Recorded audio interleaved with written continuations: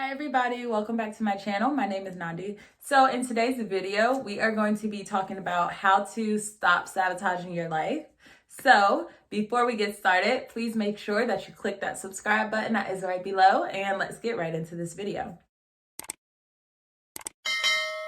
So before we talk about how to stop self-sabotaging, we should first talk about why we self-sabotage to begin with. Self-sabotage is when you get in your own way of your dreams or goals. It's basically destructive behavior that you do that undermines your success or your happiness. Well, self-sabotage can sometimes seem like self-preservation because it is so subtle that you don't even notice that you're even doing it.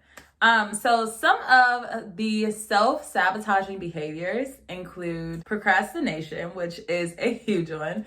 And I procrastinate. I'm trying to get better, but I think I procrastinate literally so much. And I don't know if it's because I work. I feel like when people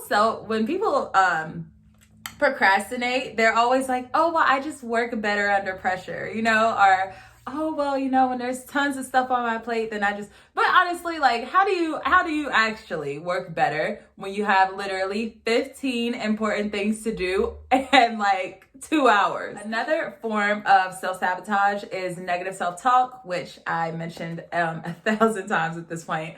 But especially when it comes, for example, like if you are trying to like eat healthy, then, or even exercise, self-sabotage would be you saying all this stuff like everyone's watching me in the gym, or I can't eat this type of food, or this isn't gonna work. Negative self-talk can also help with self-sabotage because then you literally just talk yourself right out of everything that you want to do. Another form of self-sabotage is perfectionism. And perfectionism can definitely be self-sabotage, especially if you are always waiting for the right moment. Well, switching gears with self-sabotage, also, if you have like commitment issues, basically that looks like if you sabotaging a relationship looks like, intentionally running from or ruining a perfectly healthy relationship because you're scared of the commitment.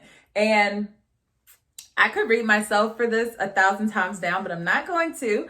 But I definitely see the self-sabotaging habits that I have in relationships. And so that is something that I'm consciously trying to work on. So one big thing to point out before we start getting into the ways to overcome self-sabotage is that self-sabotage is deeply rooted in self-worth, because the only reason that you would be afraid of getting things that you want is if deep down you feel like you don't actually deserve them.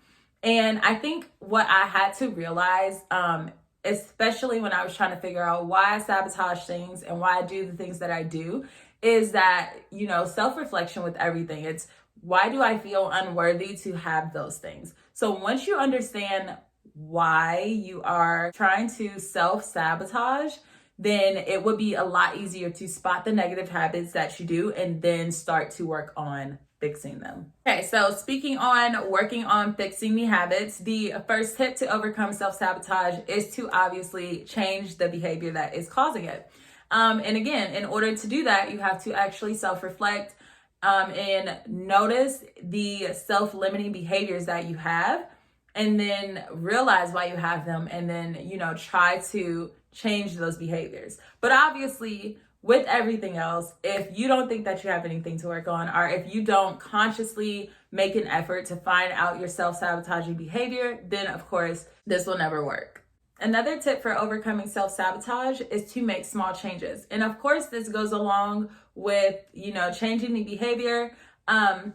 You don't have to work on everything all at once. That can be very overwhelming. If you just want to take one small thing, for example, if it is exercising, if you want to just make one small change, whether that is just even the way that you talk to yourself, then that would be enough. Another tip, and a very interesting tip, is to find out what the self-sabotage feels and then try to create an alternate healthy behavior. So for example, if you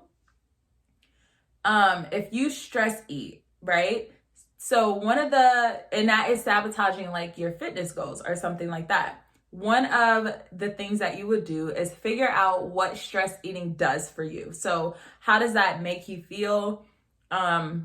Basically, it's like reflecting. How does that make you feel? Why do you do that? So, if you stress eat because it makes you anxious, it calms you down, it gives you some sort of comfort because it is familiar, then an alternate healthy behavior that you can do in order to combat that anxiety is maybe take a walk, do some breathing, phone a friend, anything else that could give you that same comfort that would fill the void that stress eating gives you.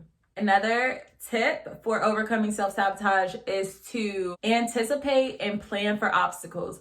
Obviously, a lot of things are easier said than done, and without practice, you won't be able to work on everything. The final tip on overcoming self-sabotage, of course, and my favorite, is to get okay with being uncomfortable. If you are actually serious about changing your life, then you have to get okay with being uncomfortable, especially as you reflect more into yourself and start to know more about who you are. Then the unfamiliar and just uncomfortableness is obviously it's just a part of it.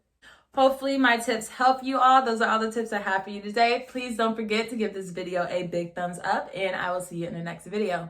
Bye.